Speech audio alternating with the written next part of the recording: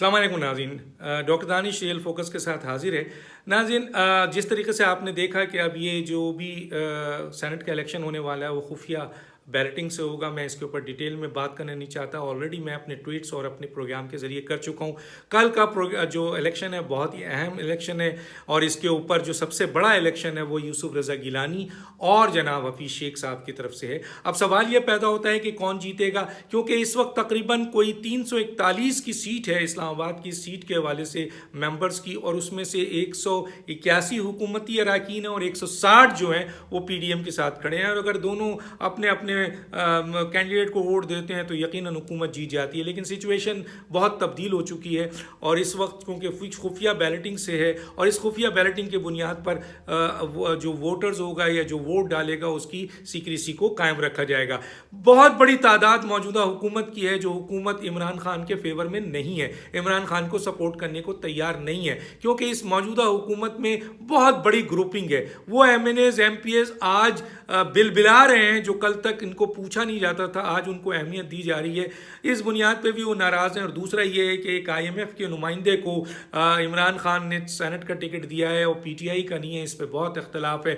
चुनांचे बहुत बड़ी तादाद हुकूमती एलिमेंट्स की ऐसी है और इत्तेहादियों की जो वोट देना नहीं चाहते हैं हुकूमत को, तो जाहिर है ये वोट किसको पड़ेगा, ये यूसुफ रज़ा गिलानी को वोट पड़ेगा। और अगर यूसुफ रज़ा गिलानी को ये वोट पड़ता है तो यकीनन यूसुफ रज़ा गिलानी साहब जीत जाएंगे। 17 आदमी ऐसे हैं जिनको मैं जानता हूं इत्तेहादियों में और हुकूमत में जो तैयार नहीं है इमरान खान साहब के कहने पर अपने कैंडिडेट को वोट देने के लिए, किसी भी हालत में वो तैयार नहीं है। तो सवाल ये पैदा होता है अगर ये 17 के 17 भी हुकूमत अब यूसुफ रज़ा गिलानी को देते हैं तो यूसुफ रज़ा गिलानी तो जीत जाते हैं। तो अब सवाल ये पैदा होता है कि कल का इलेक्शन कौन जीतेगा। देखिए, एक बात तय है कि कल का इलेक्शन अगर वो जीतेगा, बज़ाहिर जो कैंडिडेट है इस वक्त नज़र आ रहा है ग्रुपिंग है, क्योंकि दोनों तरफ जोड़ तोड़ है।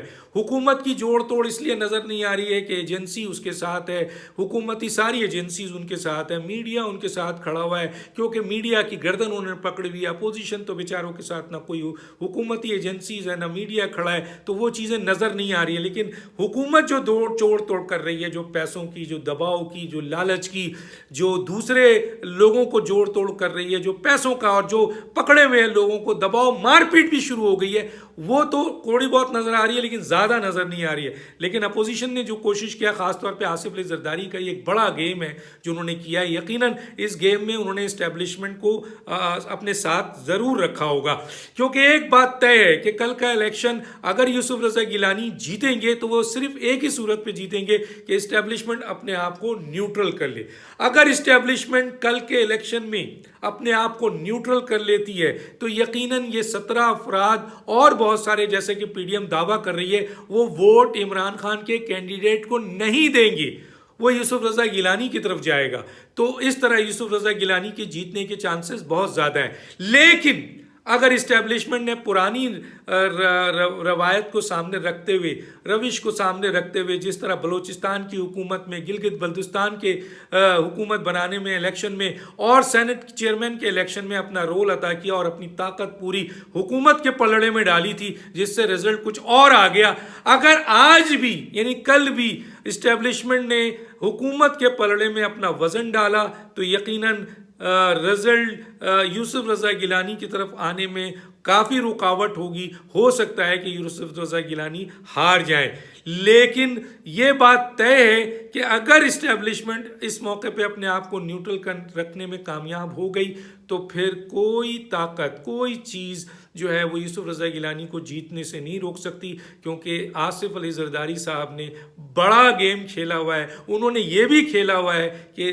इस्टेब्लिशमेंट न्यूट्रल नज़र आए, लेकिन ये न्यूट्रल उसी वक्त नज़र आएगा जब आपका ये जो वोट हैं इत्तेहादियों के और हुकूमती वोट हैं खुफिया बैलेटिंग का फ़ायदा उठाते हुए यूसुफ रज़ा गिलानी की तरफ चला जाता है और उनको रोका नहीं जाता है। क्यों? क्योंकि इस्टेब्लिशमेंट बहुत बड़ी ताकत है और माजी में हम देख चुके हैं कि अगर वो एक्टिव होती है तो फिर वो सारे वोट और वो सारा जीत जो है वो कन्वर्ट हो जाती है। तो वाज़ेह हुआ कि अगर इस्टेब्लिशमेंट न्यूट्रल हुई तो यूसुफ रज़ा गिलानी की कल जीत पक्की है।